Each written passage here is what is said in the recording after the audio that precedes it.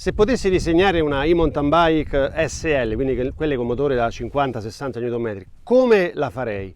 Beh, probabilmente non si discosterebbe molto da come Focus ha disegnato la nuova VAM Square SL, perché è semplice, tutto sommato leggera, facile da usare, agile perché ha un'escursione di 125-130 mm, ha tutto quello che serve insomma per riuscire a divertirsi senza impazzire troppo nel tarare sospensioni, ammortissatore, motori, ed ha un peso di 18,58 kg.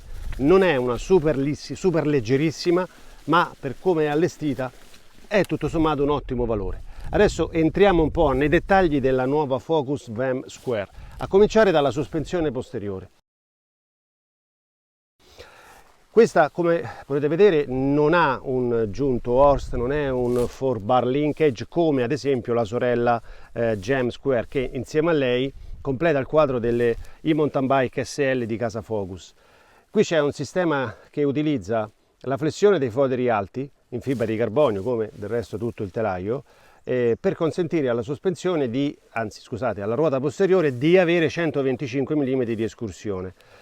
Questo sistema qui è nulla di nuovo, è ampiamente visto, collaudato in campo cross country, quindi con sospensioni di escursione contenuta. Qui siamo a 125, come vi dicevo. Questo sistema qua è piuttosto rigido a livello torsionale, riesce ad essere anche un po' più leggero perché ci sono meno pivot, meno giunti e anche meno manutenzione poi, tutto sommato, e garantisce prestazioni che sono per un'utenza, diciamo, di livello medio ampiamente sufficienti.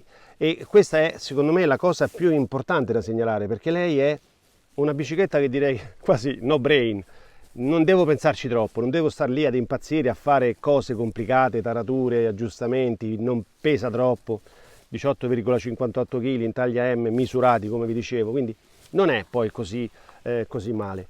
Passiamo al suo altro dettaglio, quello della geometria, perché per riuscire ad essere agile, facile, a dare confidenza nella guida, deve avere anche una geometria che sia effettivamente moderna, quindi da bicicletta capace. E difatti abbiamo 66 gradi di angolo di sterzo che diventano 65 con una forcella da 140, qui adesso di serie è da 130, e il tubo piantone è da 75,5 gradi, quindi abbastanza in piedi, ma non troppo in piedi. Il carro è da 44 cm e per chi ne mastica un po' di geometrie di mountain bike, il BB Drop è da 35 mm e il tubo superiore in taglia M è di 60,9 cm, quindi è ancora adeguato per fare tantissime cose, per sentirsi su in bicicletta con una certa confidenza. Grazie anche al manubrio che qui in alluminio di serie è da 800 mm di larghezza. Davvero tanta roba, ci si riesce a giocare proprio con questa bici, grazie anche, ancora non ve l'ho detto, al motore Ride 60 di Fazua con batteria da 430 Wh integrata nel tubo obliquo più il range extender opzionale da 210 Wh. Questo motore secondo me è davvero una bomba perché riesce a fare tantissime cose, ad essere ampiamente configurato senza sbatterci troppo sopra con la testa. È veramente una bici che, come vi dicevo, è no brain. Semplice da usare, facile da guidare e per una grandissima parte di utenti è probabilmente la bici più indicata, perché chiudo le sospensioni, basta ruotare questo pomello, il pomello blu sull'ammortizzatore Fox Float DPS, fatto, lei si blocca. Ci si può pedalare anche stando in piedi, davanti è bloccata, dietro si muove appena, diventa una bici, diciamo, efficiente in salita, più di quello che ci si potrebbe aspettare. Diventa quasi una hardtail e ci riesco a fare anche pedalate in salita sui pedali. En dansé, come dicono i francesi. Ruote sono da 29 pollici, quindi si ha davvero tantissima confidenza nella guida. E andiamo un attimo a guardare i dettagli. Vale la pena menzionare l'attacco manubrio, perché qui è da 50 ma esiste anche da 40 mm. Questo è quello in lega. Volendo però esiste anche la versione monoscocca in fibra di carbonio per la versione SL, un manubrio più raffinato che pesa 290 grammi. Lo si può acquistare anche come opzione. Se guardate ci sono numerosi dettagli interessanti. Qui adesso si è spento il motore, ma io lo vado a riaccendere, ecco qua.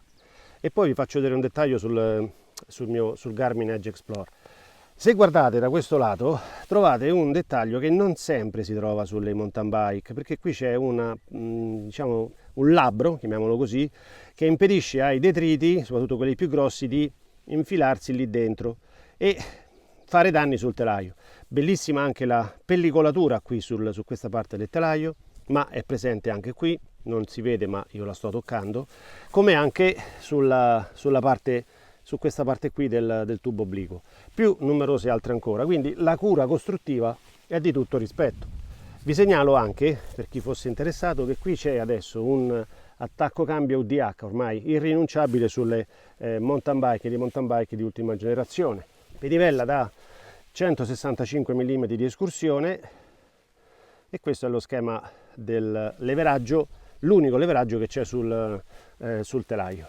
Torniamo un attimo al Garmin. Il Fazua Ride 60 permette di visualizzare sul display il dato di potenza e lo stato di carica della batteria. Perché mi interessa la potenza? Ma sia chiaro, a me non interessa la potenza perché devo migliorare la mia FTP o perché ho necessità di performance. Lo faccio soprattutto per monitorare la mia prestazione in sella in termini di durata, in termini di piacere di guida, in termini di fitness. Posso non avere la fissa di migliorare la mia velocità ascensionale media o il COM in salita o cose di questo tipo. Io con lei riesco comunque però a monitorare come sto evolvendo in termini atletici, ma in chiave fitness, quindi per tenermi in forma, per capire se sto migliorando rispetto alla volta precedente. Un dettaglio interessante secondo me, che è molto in linea con la tipologia di utente per cui la VAM Square SL è pensata. Parliamo adesso di prezzi. Il modello di punta non è lei è la 9.8, il modello di punta è la 9.0 SL, che ha un costo di 10.999 euro, un peso di 16,2 kg in taglia M, mentre con lei siamo a 6.899, peso di 18,58, ma volendo sotto c'è la 8.7 che ha un prezzo di 5.799, quindi un po' più basso.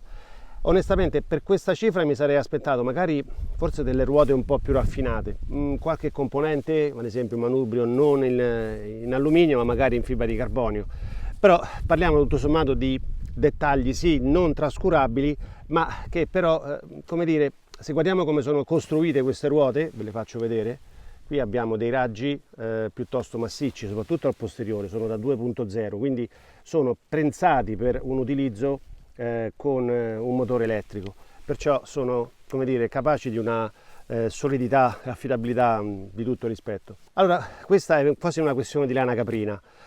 Questo schema di sospensione qui ha il grande vantaggio di essere facile, abbastanza preciso nella guida, poca manutenzione, ma quando mi avvicino al fondo corsa comincia a dare delle reazioni forse un po' troppo brusche, ma è una cosa tipica di questo schema ed è anche una cosa di cui magari ci si accorge solamente se si è esperti e se si conosce ad esempio lo schema della Gem Square, che in quel caso SL, che in quel caso ha un quadrilatero posteriore congiunto Horst, quindi un livello di prestazioni e di qualità del riding ancora superiori, però è una bici di un altro livello ancora. A chi la consiglio? Ma fondamentalmente la consiglio a chi vuole cominciare in maniera un po' più seria a pedalare e gli fa piacere l'idea di avere l'ausilio di un motore elettrico che non è mai veramente troppo invadente, sopra i 25 all'ora praticamente sparisce, e che però può essere tarato e controllato in maniera molto semplice con l'app, quindi riesco a configurare questa bici a seconda delle mie necessità e magari fare anche delle uscite molto lunghe senza per forza impegnarmi in percorsi complicati a livello tecnico. Ragazzi, ci si diverte alla grande anche sopra degli sterrati con pendenze sì, ma senza per forza andare a cercare cose assurde, quindi questa è pensata anche per quel tipo di utenza lì. Per conoscere altri dettagli su come va questa VAM Square SL vi invito a dare uno sguardo all'articolo su MTB Cat, lo trovate in descrizione, mentre in basso nei commenti se avete domande scrivetele, cercheremo di rispondervi il prima possibile. Seguiteci su mtbcalt.it e ci vediamo alla prossima, grazie a tutti.